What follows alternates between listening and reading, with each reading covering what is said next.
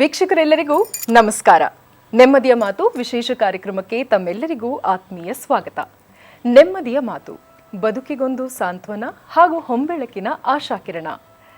ನೆಮ್ಮದಿಯ ಮಾತು ವಿಶೇಷ ಕಾರ್ಯಕ್ರಮದಲ್ಲಿ ಪ್ರತಿ ಸಂಚಿಕೆಯಲ್ಲಿ ಜೀವನದಲ್ಲಿ ಉತ್ತಮ ಮೌಲ್ಯಗಳನ್ನು ರೂಢಿಸಿಕೊಂಡು ನಾವು ಹೇಗೆ ಉತ್ತಮ ವ್ಯಕ್ತಿಗಳಾಗಿ ಮಾರ್ಪಡಬಹುದು, ಸಮಾಜದ ಏಳಿಗೆಗಾಗಿ ನಾವು ನಮ್ಮನ್ನೇ ಹೇಗೆ ಸಂಪನ್ಮೂಲವಾಗಿ ಬೆಳೆದುಕೊಳ್ಳಬಹುದು, ಈ ಎಲ್ಲ ಒಂದು ವಿಶೇಷ ಮಾಹಿತಿಯನ್ನು ನಾವು ನಿಮಗೆ ಹಂತ ಹಂತವಾಗಿ ತಿಳಿಸ್ಕೊಡ್ತಾ ಸಾಕ್ತಿದ್ದೀವಿ.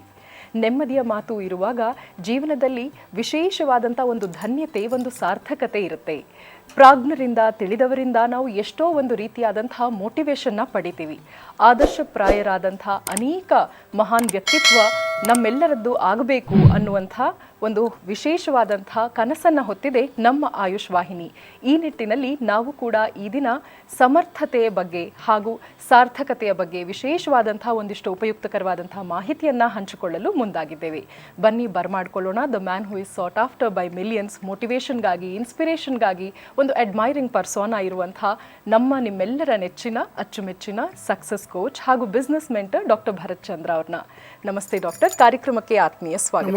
ನಮಸ್ಕಾರ ಡಾಕ್ಟರ್. ಈಗ ಅಸರ್ಟಿವ್ನೆಸ್ ಬಗ್ಗೆ ಹೇಳ್ಕೊಡ್ತಾ ಇದ್ರಿ, ಅದರ ಒಂದು ಪ್ರಾಮುಖ್ಯತೆ ಕುರಿತಾಗಿ ನೀವು ಸಾಕಷ್ಟು ಮಾಹಿತಿಯನ್ನು ಕೊಟ್ರಿ. ಕೆಲವಾರು ವಿಶೇಷವಾದಂಥ ಎಕ್ಸಾಂಪಲ್ಸ್ ಕೂಡ ನಾವೆಲ್ಲರೂ ರಿಲೇಟ್ ಮಾಡಿಕೊಳ್ಳುವಂಥ ಎಕ್ಸಾಂಪಲ್ಸ್ ತಿಳಿಸ್ಕೊಟ್ರಿ. ಆದರೆ ಅಸರ್ಟಿವ್ನೆಸ್ ನಾವು ದಿನದ 24 ಗಂಟೆಯೂ ಎಲ್ಲ ಒಂದು ಸಮಸ್ಯೆಗಳಿಗೂ, ಎಲ್ಲ ಸಿಚುವೇಶನ್ಗೂ ಇಫ್ ವಿ ಆರ್ ಅಸರ್ಟಿವ್, ಅದರಲ್ಲಿ ಕೂಡ ಏನಾದರೂ ತೊಂದರೆಗಳನ್ನು ಫೇಸ್ ಮಾಡಬೇಕಾಗತ್ತಾ? Is being hopeful, being positive about everything, being assertive about everything, ಅದು ಕೂಡ ತೊಂದರೆಗಳಿಗೆ ಈಡ್ ಮಾಡುತ್ತಾ? Will we miss out something? ಈ ಸಂದರ್ಭದಲ್ಲಿ ನಾನು ಮಾಡಿದ ಸಂಶೋಧನೆಯ ಪ್ರಕಾರ ಪ್ರಪಂಚದಲ್ಲಿರುವ ಎಲ್ಲ ವ್ಯಕ್ತಿಗಳಲ್ಲಿ ಒಂದು 6 ತೊಂದರೆಗಳು ಕಾಣಿಸ್ಬೋದು. ಕೆಲವರಿಗೆ ಒಂದಿರ್ಬೋದು, ಕೆಲವರಿಗೆ 2 ಇರ್ಬೋದು. ಈ 6 ತೊಂದರೆಗಳನ್ನು ನಿಮ್ಮ ಮುಂದೆ ಇಡ್ತಾ ಇದ್ದೇನೆ ಮತ್ತು ಅದಕ್ಕೆ ಉದಾಹರಣೆಯನ್ನು ಕೊಡ್ತೇನೆ. ವೀಕ್ಷಕರು ಏನು ಮಾಡಬೇಕು ಅಂತಂದರೆ, ನಾನು ಯಾವಾಗಲೂ ಪಾಠವನ್ನು ಮಾಡಬೇಕಾದ್ರೆ ಪೇಪರು ಪುಸ್ತಕ ಇಟ್ಕೊಂಡಿರಬೇಕು ಅಂತಲೇ ಹೇಳೋದು. ಸುಮ್ಮನೆ ಹೀಗೆ ಮಹಾಭಾರತ ಕೇಳ್ದಂಗೆ ಕೇಳಿದ್ರೆ ಜೀವನದಲ್ಲಿ ಅದನ್ನು ಅಳವಡಿಸ್ಲಿಕ್ಕೆ ಆಗೋದಿಲ್ಲ. ಮೊದಲನೇದಾಗಿ ಟಿಮಿಡ್ ಸೋಲ್ಸ್ ಅನ್ನುವಂಥ ಒಂದು ಕ್ಯಾಟಗರಿ ಜನ ಇದ್ದಾರೆ.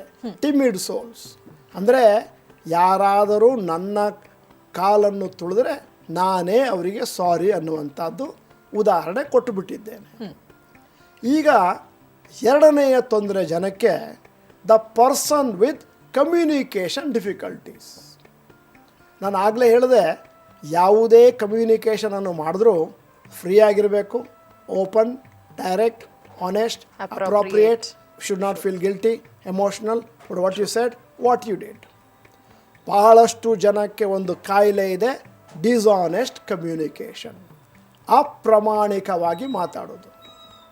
ಉದಾಹರಣೆ ಕೊಟ್ಟು ಬಿಡ್ತೇನೆ.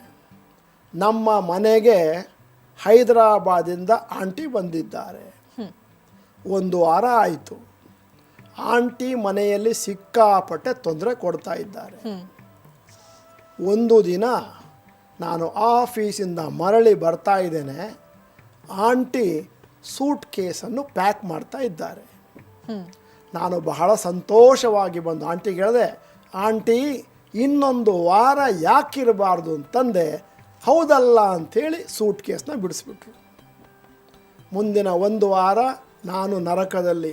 ಆಂಟಿಗೆ ಏನು ಅಂತ ಕೇಳಬೇಕು ಅಂತಿತ್ತು ಅಂತಂದರೆ, ನಿಮಗೆ ಟಿಕೆಟನ್ನು ಯಾವಾಗ ಆರ್ಗನೈಸ್ ಮಾಡಲಿ ಏರ್ಪೋರ್ಟಿಂದ ಅಂತ ಕೇಳಬೇಕಾಗಿತ್ತು. ಅದರ ಬದಲು ಇನ್ನೊಂದು ವಾರ ಯಾಕೆ ಇರಬಾರ್ದು ಅಂತ ಹೇಳ್ಬಿಟ್ನಲ್ಲ. Dishonest communication.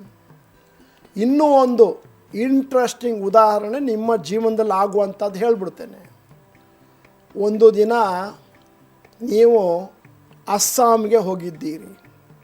ನಿಮ್ಮ ಅತೀ ದೊಡ್ಡ ಸ್ನೇಹಿತ ಮದುವೆ ಆಗಿದ್ದಾನೆ ಮೊನ್ನೆ.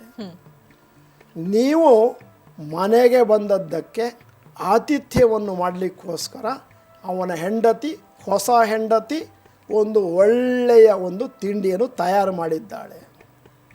ನೀವು ತಿಂಡಿಯನ್ನು ತಿಂತಾ ಇದ್ದ ಹಾಗೆ ಆ ನವ ವಧು ನಿಮ್ಮನ್ನು ಹೀಗೆ ನೋಡ್ತಾಳೆ, ಹೇಗಿದೆ ಅಂತ ಕೇಳ್ತಾಳೆ. ಫಸ್ಟ್ ಕ್ಲಾಸ್ ಆಗಿದೆ ಅಂತ ಹೇಳ್ತೀರಿ, ಅವಳು ಇನ್ನೊಂದಷ್ಟು ಥಪ್ಪಾರ ಅಂತ ಹಾಕ್ತಾಳೆ. ಈಗ ನಿಮಗೆ ಗೊತ್ತು, ಇನ್ನೊಂದೇನಾದರೂ ಸ್ಪೂನು ಆ ಪ್ಲೇಟಲ್ಲಿರೋದು ತಿಂದರೆ 1 ವಾರ ಕೆಳಗೆ ತಿಂದದ್ದು ವಾಂತಿ ಆಗೋಗುತ್ತೆ. ಈಗೇನು ಮಾಡ್ತೀರಾ, ಪಾಪಡ್ ಅಂತ ಕಿರಿಸ್ತೀರ, ಪಾಪಡ್ ಬಂದಮೇಲೆ ಪಾಪಡ್ ಅಡಿಯಲ್ಲಿ ಅದನ್ನ ಇಡ್ತೀರ. ಇದು ನಿಮ್ಮ ಜೀವನದಲ್ಲಿ ಆಗಿರೋದು ತಾನೆ. ನಾನು ಯಾವುದನ್ನು ಆಗದೇ ಇರೋದನ್ನು ಹೇಳಲ್ಲ.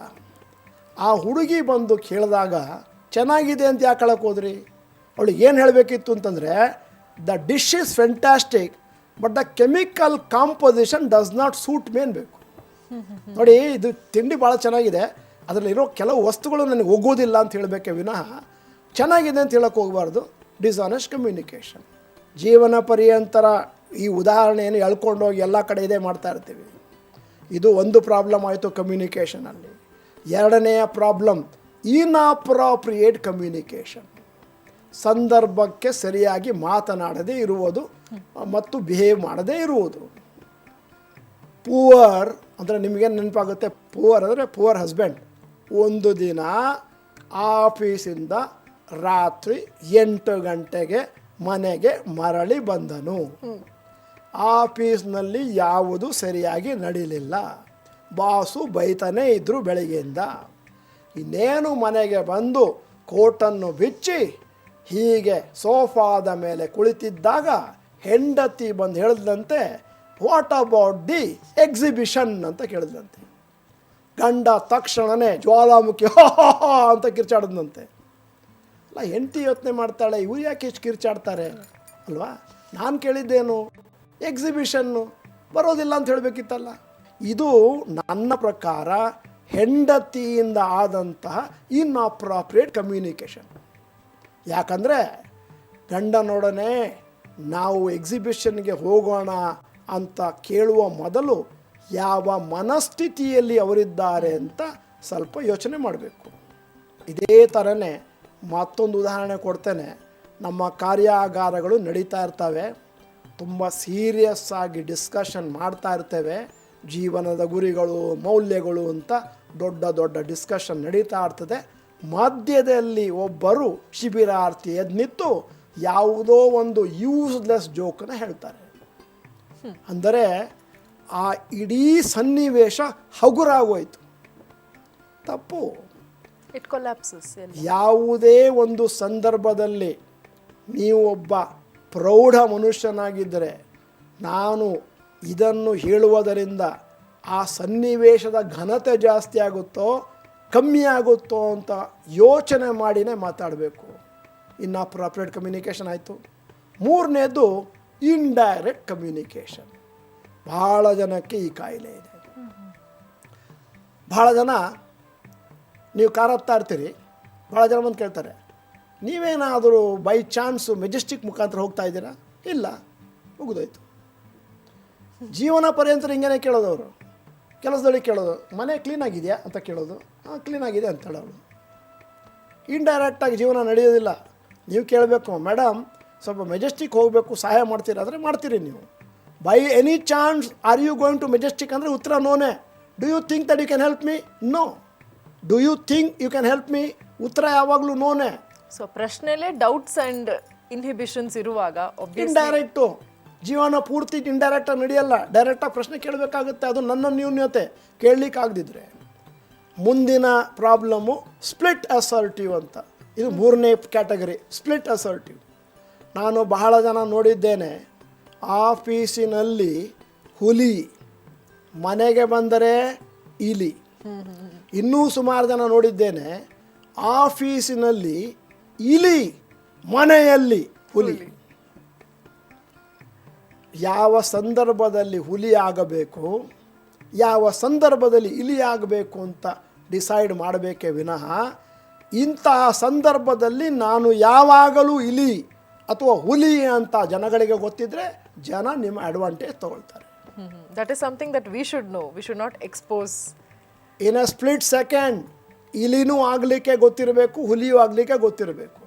ನಿಮ್ಮ ಬಿಹೇವಿಯರನ್ನು ಯಾರೂ ಜಡ್ಜ್ ಮಾಡಲಿಕ್ಕೆ ಆಗಬಾರ್ದು, ಹೀಗೇ ಇರ್ತಾರೆ ಇವರು ಅಂತ.